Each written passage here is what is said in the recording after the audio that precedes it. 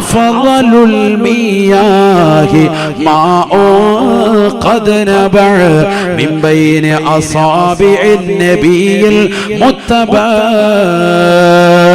കാരുണ്യത്തിന്റെ കരസ്പർശം കൊണ്ട് മാലോകരുടെ മനതലങ്ങളെ മദീനയിലേക്ക് മാടി വിളിച്ച ഹബീബ് മുഹമ്മദ് മുസ്തഫ സല്ലല്ലാഹു അലൈഹി വസല്ലമ തങ്ങൾ ശറഫാക്കപ്പെട്ട ശരീരത്തിൽ നിന്ന് അവിടുത്തെ വിരലിന്റെ ഇടയിൽ നിന്ന് കടന്നു വന്ന വെള്ളമാണ് ലോകത്തെ ഏറ്റവും ശ്രേഷ്ഠമായ വെള്ളമെന്ന് ഉലമാക്കൾ രേഖപ്പെടുത്തുകയാണ്. രണ്ടാമത്തത് ഇസ്മായിൽ നബി അലൈഹിസ്സലാം കാലിട്ടടിച്ച സ്ഥലത്ത് നിന്ന് പ്രവഹിച്ച സംസമാണ്.